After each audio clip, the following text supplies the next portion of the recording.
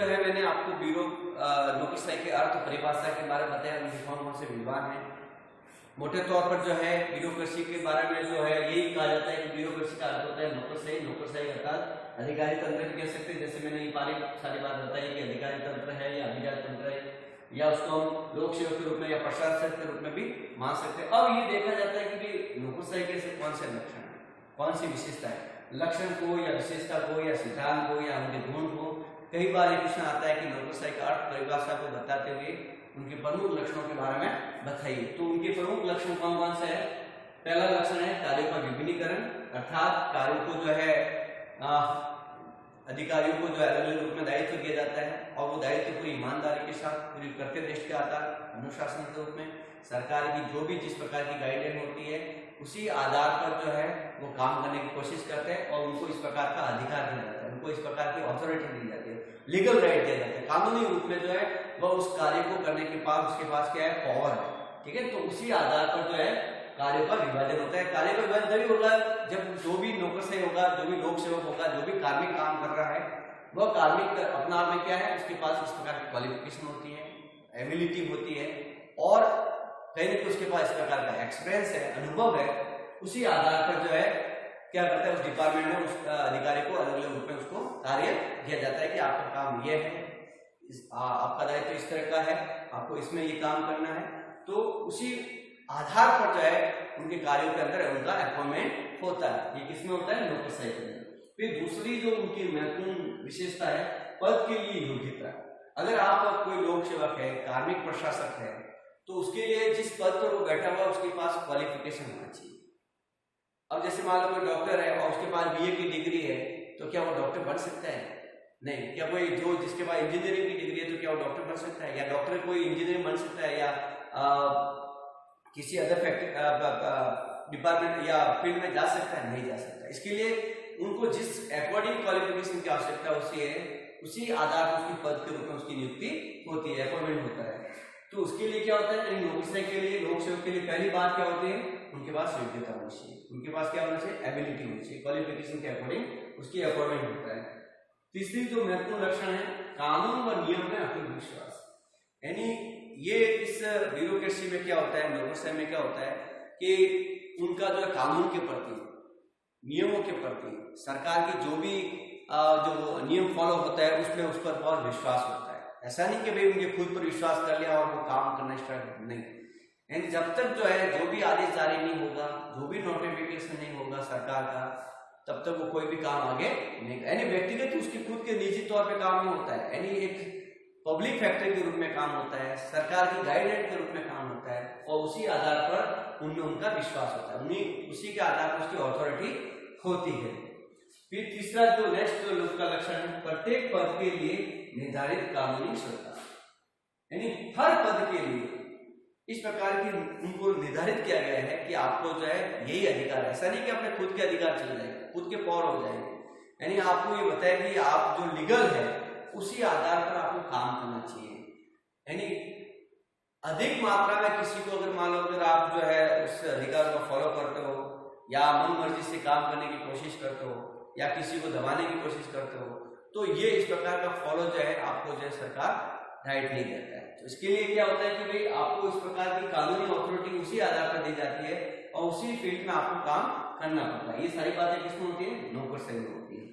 Next उसकी विशेषता आती है कि सत्ता के आधार पर राज्य और शासन का कानून, यानी जैसी अथॉरिटी होगी उसी आधार पर जो है वह राज्य में काम करेगा और शासन और कानून की पालना करेगा। यानी ऐसा आपके पास कोई अधिकार नहीं और आप जब उसको हक जताने की कोशिश करो, आप जो है अपने पावर का उसका प्रयोग करने की कोशिश कर रहे हो, किसी को जो है मन मर्जी से अपने जो है नियमों को झाड़ने की कोशिश करते हो, तो ये इस प्रकार का जो है जो प्रशासनिक जो शैली है वो व्यवस्था जो है नौकरशाही में होती है। नौकरशाही में तो क्या होता है कि आपको जो है जिस प्रकार की अथॉरिटी दी है, आपको गाइडलाइन दी है, आपको जिस प्रकार का अधिकार दिया है, जिस प्रकार का आपका पद है, उसी हिसाब से आपको अपने कार्य को निर्धारित करना पड़ेगा। उसी आधार पर आपको कानून की पालना करनी पड़ेगी, उसी आधार पर आपको जो है कहीं ना कहीं अनुशासन बनना पड़ेगा, नियमों के प्रति कटिबद्ध होना पड़ेगा। अर्थात जो है सेल्फ कॉन्फिडेंस के आधार पर जो है एक टीम वर्क के रूप में काम करना पड़ेगा। ऐसा नहीं कि आप जो उच्च अधिकारी और निम्न अधिकारी के साथ आप मन मर्जी काम में तो नहीं, यानी उच्च अधिकारी तभी बात करेगा, तभी उस काम को करेगा जब तक आगे से कोई सरकार के पास इस प्रकार का कोई नोटिफिकेशन नहीं आता है, या उसको जो है कोई अधिकार नहीं होता है, या पावर जब तक नहीं आता तब तक जो है निम्न अधिकारी को जो है एक कमांड ऑफ यूनिटी के रूप में काम नहीं कर सकता। आदेश की पालना तभी होगी जब उसके पास इस प्रकार का कोई पावर होगा।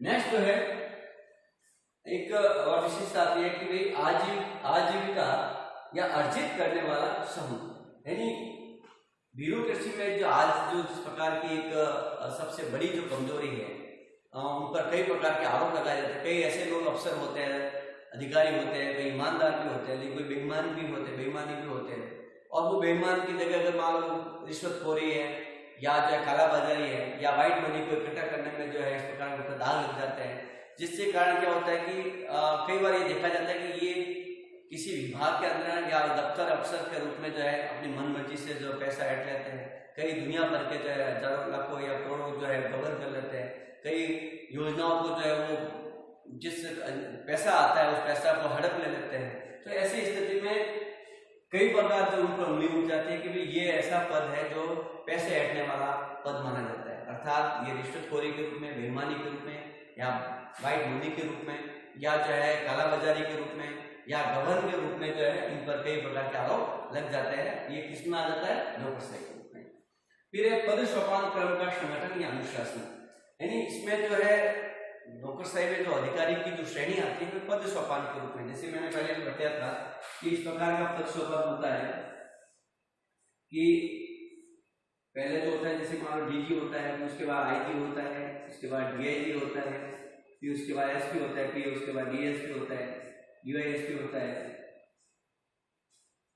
फिर उसके बाद जैसे सीआई होता है, फिर एएसआई होता है, ये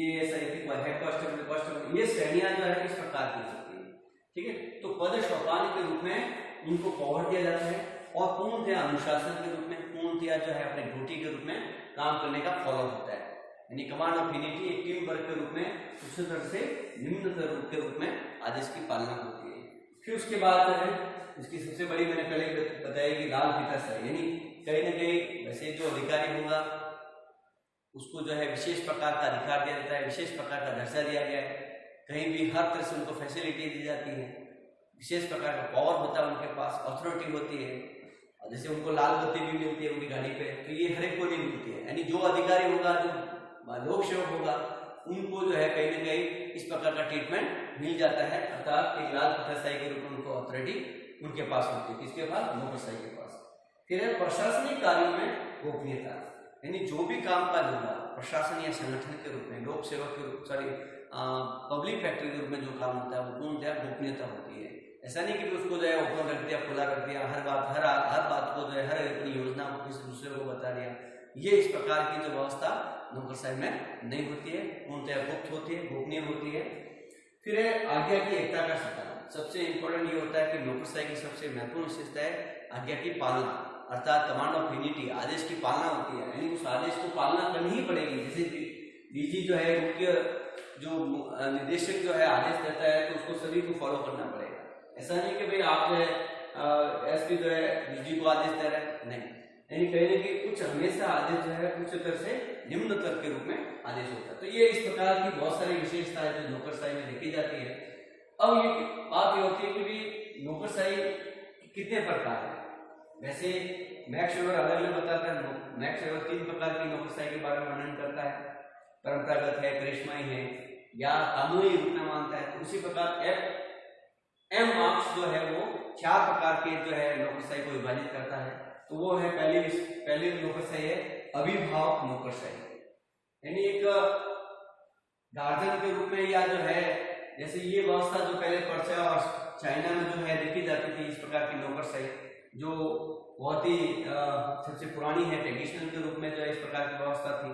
जैसे हमारे भारत में मनसबदारी की व्यवस्था थी, या उससे पहले भी बहुत सारे इस प्रकार की जो है व्यवस्था जो हम देखी जाती है। फिर उसके बाद जातीय आधारित नौकरशाही, ये जो व्यवस्था जो थी वो है भारत के अंदर या एशियाई राष्ट्रों में जो इस प्रकार की जातीय नौकरशाही देखी जाती है। जैसे हमारे यहाँ पर जातीय के जैसे हम देखते हैं ब्राह्मण के रूप में है, या जाट लॉबी के रूप में है, या जो राजपूत या कास्ट, इस प्रकार की जो जातीय जो संगठन है जो उसको जो है विशेष प्रकार के अथॉरिटी के रूप में या इस प्रकार के रूप में उन जातियों का क्या हो जाता है, अपॉइंटमेंट हो जाता है। जैसे हमारे भारतीय सेना में भी इस प्रकार का जो है जाट रेजिमेंट है, गोरखा रेजिमेंट है, या राजू बटालियन है। उसी प्रकार नेक्स्ट जो नौकरशाही है एफएम मार्क्स के अनुसार संरक्षक या लूट प्रणाली नौकरशाही। ये लूट प्रणाली नौकरशाही जो है कहाँ पर, अमेरिका के अंतर्गत है, जो सबसे ज्यादा जो है घातक मानी जाती है। और इस प्रकार की नौकरशाही को रोकने के लिए जो है लोक प्रशासन का जो है विशेष फोकस किया गया। जैसे लोक प्रशासन की उत्पत्ति कहाँ हुई, अमेरिका से हुई, तो शुरुआत भी कहाँ से हुई, अमेरिका से हुई। तो वहाँ सबसे ज्यादा इस प्रकार की व्यवस्था हो, कालाबाजारी या इस प्रकार की व्यवस्था को रोकने के लिए जो है अमेरिका ने जो है प्रशासन पर विशेष नियंत्रण करने के लिए जो है, या उसको ज्यादा फोकस करने के लिए कहीं ना कहीं इस प्रकार की विषय को उन्होंने प्रभावित किया। उसी प्रकार योग्यता या कानूनी नौकरशाही, ये सबसे बहुत ही इम्पोर्टेंट है कि नौकरशाही या जो भी अधिकारी है उसकी नियुक्ति तभी होगी जो अपने पास एबिलिटी के रूप में, यानी हमारे यहाँ पर सिस्टम क्या है, जैसे आरपीएससी के रूप में या यूपीएससी के रूप में, स्टेट या केंद्र सरकार के रूप में जो है इस प्रकार की कार्यों की एक भर्ती निकलती है। और वही भर्ती जो है, भर्ती का मतलब जो है योग्यता के आधार पर बहुत सारे लोग हैं, उसमें जो है मापदंड उसी का होगा जो उस योग्यता के रूप में खड़ा होता है। और फिर उसके बाद क्या होता है, उनकी भर्ती होती है, उनकी नियुक्ति होती है। तो ये उसका मापदंड है, मापदंड क्वालिफिकेशन के रूप में योग्यता के आधार पर, ठीक है। जो योग्य व्यक्ति होगा वो उस पोस्ट पर वो उसकी नियुक्ति हो जाती है। उसके लिए पहले उनको एग्जाम देना पड़ता है, स्केलिंग होती है, और उसके बाद मेरिट लिस्ट बनती है, और फिर उसके बाद जो है कहीं ना कहीं उनका इंटरव्यू होता है, साक्षात्कार होता है, और फिर उसके बाद उसको क्या करता है, ट्रेनिंग के लिए बुला लेता है, ठीक है। उसके बाद उसका अपॉइंटमेंट हो जाता है। तो ये इस प्रकार की सारी जो है बातें जो है किससे जुड़ी हुई है, नौकरशाही के बारे में। तो नौकरशाही के बारे में कई बार क्वेश्चन आता है कि नौकरशाही का परिभाषा बताते हुए उनकी प्रमुख लक्षणों के बारे में बताइए, क्या है, एफएम मार्क्स के अनुसार नौकरशाही कितने भागों में बांटता है। ये कई बार 2 नंबर का क्वेश्चन आता है या 5 नंबर का क्वेश्चन आ जाता है। इस बात का आप थोड़ा इसे ध्यान दें। Thank you.